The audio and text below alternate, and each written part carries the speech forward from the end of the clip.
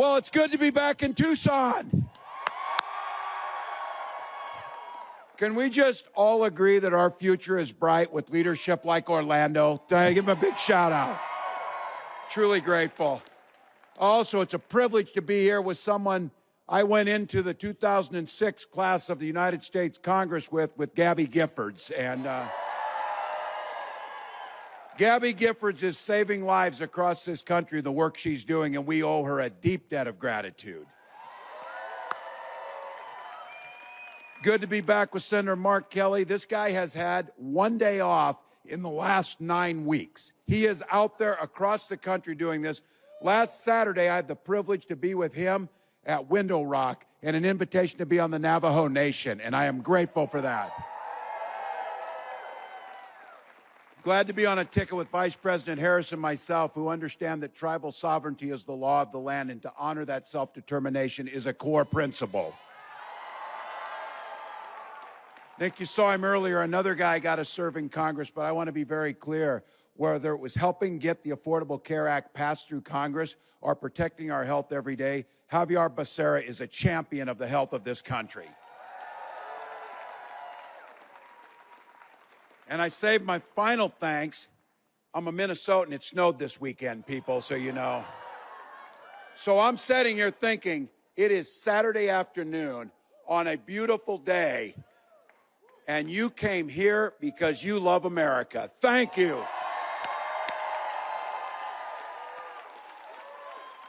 And as Bruce Springsteen always says, it ain't no sin to be glad you're alive. I'm glad you're all here. Well done, people. Well, not that anybody's counting, folks, but we got 3 days to an election. 3 days to make an impact, not just on the next 4 years, but on the next 40 years. Not just for us, but on future generations. Not just for this country, but for the world. And here's the good news. We're winning. We're winning. Now notice I didn't say we've won, because there's work to do. It may be hard for a group of you who came here today to believe it, but there's still some folks aren't quite sure what they're going to do in this election. Now, some of them, you've talked to them, they're friends, neighbors, family members, and they tell you this. They're speaking honestly. Well, you know, I really don't like Donald Trump's personality and the stuff he does. And you're like, oh, no shit, yeah. I understand why you wouldn't. But then they say, but I liked his economy that he had. That's the point. It's a little bit hazy. People get busy. There's a lot of stuff going on. So let's just level set what the Donald Trump economy looked like. 2.7 million jobs lost. Unemployment up. And the way he botched the COVID pandemic, tens of thousands of Americans died unnecessarily. The rest of us were out there in battles to try and find hand sanitizer and toilet paper, is how bad things got.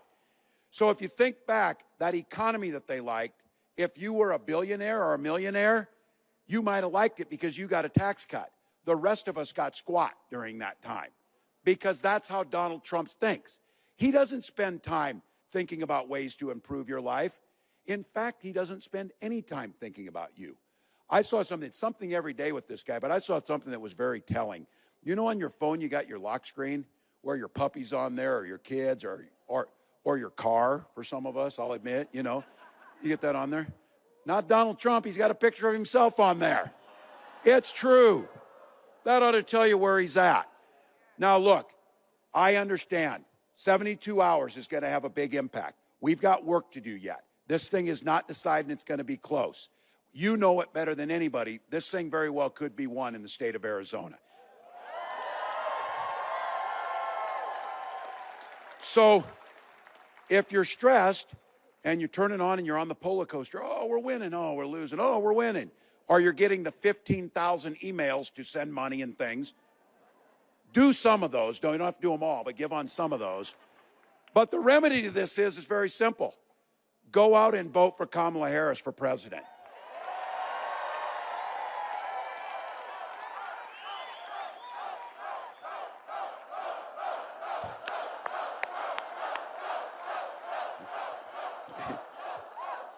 These guys know the assignment. They know the assignment.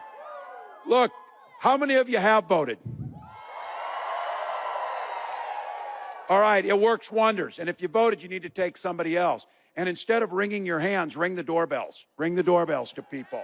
Pick up the phone and call some people. Look, we've got a golden opportunity here to turn the page on Donald Trump. There's lots of reasons to win this, but be honest, each of you. It's not petty. Just be honest with yourself. How damn happy will you be and how good will it feel to turn on your TV and not see this guy again? And just not see this guy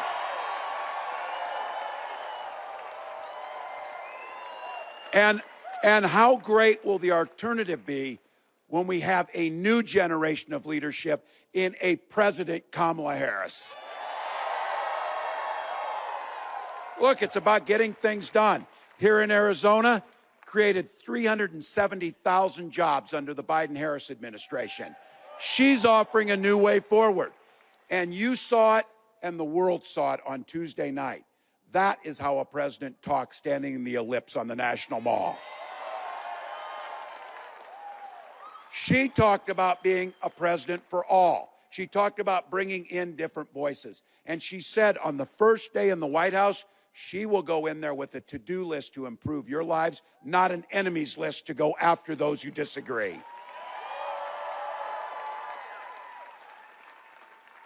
And right off the top, she said it, lowering the cost of living and putting more money back into the pockets of middle-class people. That is the goal. She talked about, and some of you have heard this, enact the first federal price gouging ban. Now, the teacher in me can't pass up an opportunity to explain why that means. 37 states have this. Let me give you a couple examples. I was with a farmer the other day in Erie, Pennsylvania, who grows corn, potatoes, and has some cattle. And I asked him, I said, so what are you getting for a bushel of corn these days? And he said, oh, about $4.10 a bushel. And I said, so when grocery prices were cheaper, what were you getting for a bushel of corn? About $4.10. The farmers aren't making the money in this. You're paying more. And the only thing that changed in this equation was corporate profits are at a record high. That's what price gouging looks like. Now, another example happened when we had a Hurricane Helene coming in. And they put out notice to people in the Southeast, especially in Florida, you should leave as quickly as you can. Wow, it was really weird because right after they said that, airline prices went through the roof. That's not capitalism, that's unethical. And this is what a ban on corporate price gouging stops. And let's be clear, 100 million Americans will see a tax cut under a President Harris's plan, specifically focused on a child tax credit, $6,000 to families in that child's first year of life. When we did that during the COVID pandemic, we reduced childhood poverty by half, the greatest reduction in American history. This is the surest and the best way to reduce childhood poverty and get our children off to a good start. That's what we'll do. And it was Kamala Harris that made sure our seniors, that they capped the price of a month's worth of insulin at $35. This is my third lesson on price gouging. She wants to extend that to all Americans, and the reason is we did it in Minnesota because we had a young man named Alex Smith, and Alex turned 26. He aged off his parents' insurance. He started rationing his insulin, and he died. His mom, Nicole, came to the Capitol in St. Paul and said no family should ever have to go through this grief again. And she helped us pass a cap of $35 on insulin for everybody in Minnesota. Kamala wants to extend that across the country, but let me give you the last closer on that. Before we put that cap on there, pharmaceutical companies were charging up to $800 for that vial of insulin. And the real reason to boo is it costs $5 to manufacture. Look, these are things we can do to improve people's lives. Kamala put out a plan that those of you, the older folks in here, you'll get it. If you're young, trust me, you don't spend a lot of time thinking about Medicare, but when you turn 60, you start thinking about it, about half the day. Medicare Medicare and Social Security are two of the best anti-poverty programs we've ever developed in this country. They're critical. And we can make them better by having Medicare pay for home health care and keep our seniors and our parents in their homes longer. The seniors will tell you this too. Medicare today doesn't pay for vision or hearing. We'll make sure under Kamala's plan that you can get your glasses and your hearing aids if you need them under Medicare. My nearly 90-year-old mom got her hearing aids a few years ago. She's a hell of a lot more fun now that she can hear us, so it's a lot better. And this idea of home ownership. Home ownership is generational wealth for us. It's the most important thing that we buy. It provides security for our families, but we know how difficult it is. Vice President Harris has proposed not only creating 3 million more new units of affordable housing, but making sure everybody has access to a $25,000 down payment assistance help. That gets you in the door. You want to start a small business? The average small business costs about $40,000 to get off the ground to have your American dream. We give a $5,000 tax credit right now for that. That's not enough. Kamala Harris is proposing a $50,000 tax credit to small business owners to get them off the ground.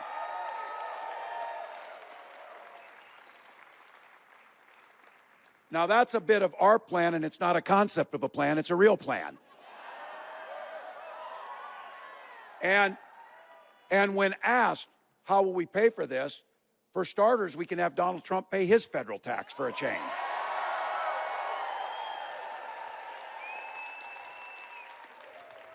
This is how you enhance the middle class. This is how you grow the economy. This is how, what we say in Minnesota, the economy works best when you think about it this way. We all do better when we all do better. It's as simple as that. Now, not everybody thinks that way. Donald Trump and J.D. Vance, they've got a little bit different plan. And it is a little more than a concept of a plan because they took the time to put it in a 900-page book. It's called Project 2025. They are like, what is that? I've never heard of it. You know how they do that? When everybody found out how crappy it was, they're like, oh, don't know them. Don't know, never seen them. That's, whatever it was.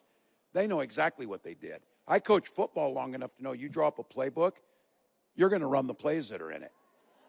And this playbook is a damn nightmare for the middle class. Here's just a couple things. The first thing they're going to do is repeal two of the best job creators and modernization programs we've seen in a generation. The bipartisan infrastructure law that invested in America and the Inflation Reduction Act that moves us towards a clean energy economy and innovation for the future. Those are hundreds of thousands of jobs, good paying union jobs across this country that sustain families.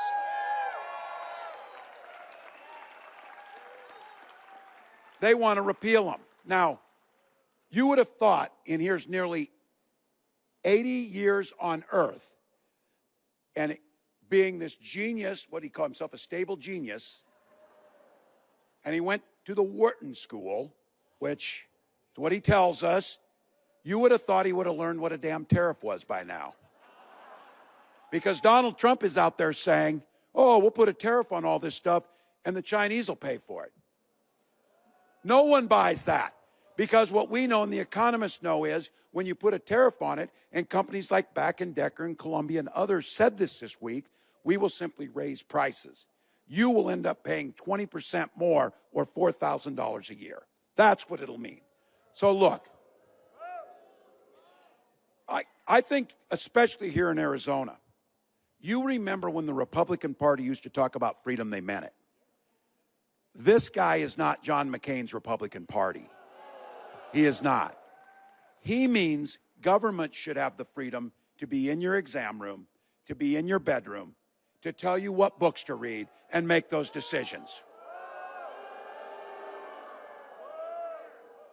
You know what it was, and we've all said it. If they just mind their own damn business, we'll mind our own damn business. And that's the way this works. Kamala has been clear. When she and I talk about freedom, we mean people should be free to make these decisions, not politicians. No politicians, especially Donald Trump. Freedom means that seniors should be free to retire with dignity when we strengthen Social Security and Medicare, not cutting them as they proposed.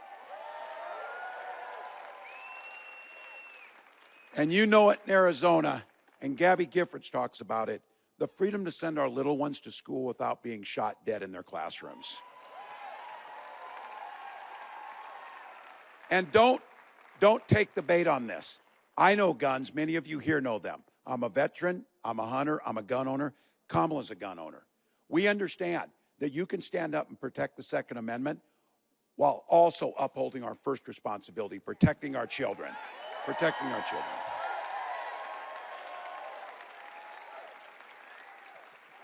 Now, let me talk to the guys that are here, that they're getting it.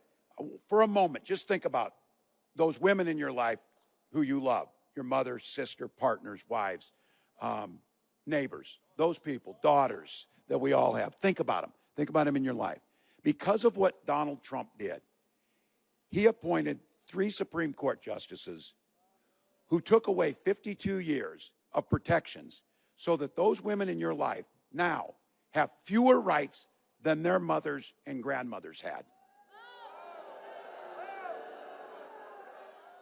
He brags about it. 20 states now have Trump abortion bans, including Arizona. He's just getting started because this week he told us he would appoint RFK Jr. to be in charge of women's health.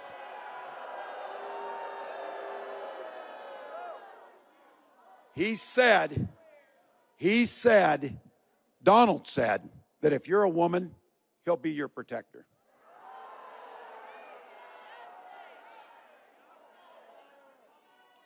He can't even open the door of a garbage truck, let alone do this. But look, the one thing is, if this guy were a comedian or he were a stand-up comic or something, it might be marginally funny. But because he could be president of the United States again, it's deathly serious. And he added to the women, after he told you to be the protector, I'm going to do it whether the women like it or not. Now, and here's what we're seeing. Women are turned away from emergency rooms and miscarrying in parking lots, whether they like it or not. Survivors of rape are being forced to carry those pregnancies to term, whether they like it or not. Fertility clinics have turned couples away at the door, whether they like it or not. For so many of us, me included, this is personal. Gwen and I spoke about our struggles with infertility. It was because of those fertility treatments that we were able to have our beautiful family. And I will be damned if anyone in this country should be denied the opportunity that we had.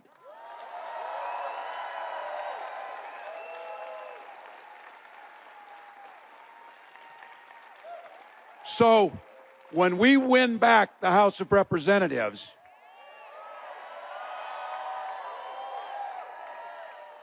and Arizona elects Ruben Gallego to the Senate,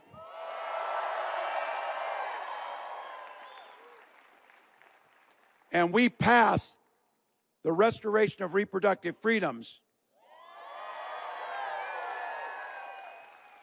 President Harris will sign it into law.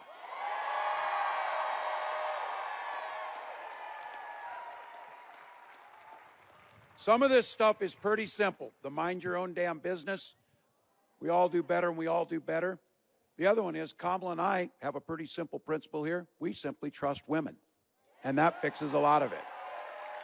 Now, and I'll tell you what, I also have a feeling that all across this country, every age, every background, every political party, that those women are going to send a loud and clear message to Donald Trump on November 5th.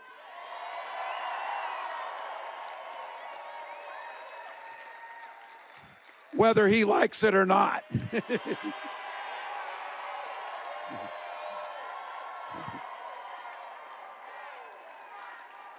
We're not going back.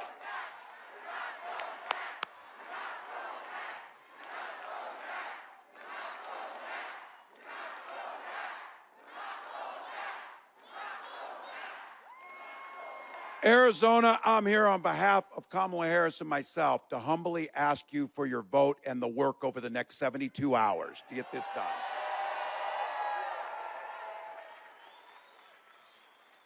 72 hours, but here's the deal. Momentum is on our side, but we take nothing for granted, nothing for granted. And being in this setting in a high school, I'm not going to pass this up. Here's the deal, folks. Here's the deal, folks. 2 minutes left in this game. We got the damn ball. We got the best quarterback on the field in Kamala Harris. We all here know there'll be plenty of time to sleep when you're dead. Not now. Not now. We know in Arizona, a vote or two per precinct could be what it takes to win the whole damn race for the country. And all of you, the older folks will get this. Younger folks, trust me, there'll come a day. Someday you're going to be sitting on that porch. You're going to be in that rocking chair. And a little one's going to come up to you after being in school where they've been studying the 2024 election. And they're going to ask, when everything was on the line and the American experiment was on the line, and there was somebody running who asked to be a dictator and to overturn the Constitution and talk about using the military against our own people, what did you do to stop that from happening? And you're going to be able to say, every damn thing we could. Every damn thing we could. So here's the deal. Make a plan to vote. Make a plan to get out and canvass. Make a plan to take a neighbor to the polls. Polls are open here 7 a.m. to 7 p.m. That puts us at about 73 and a half hours, folks, to get this thing done.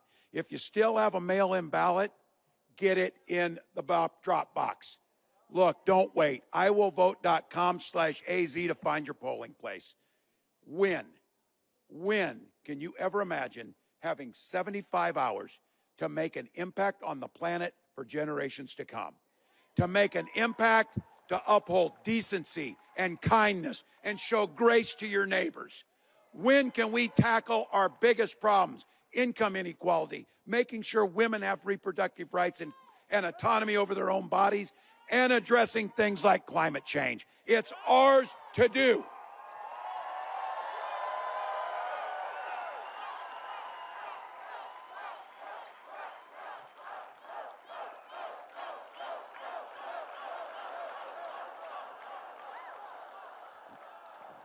We're going to vote. We're going to win. But I'm going to ask you this. Arizona, win this thing for America. Let's go. Let's go.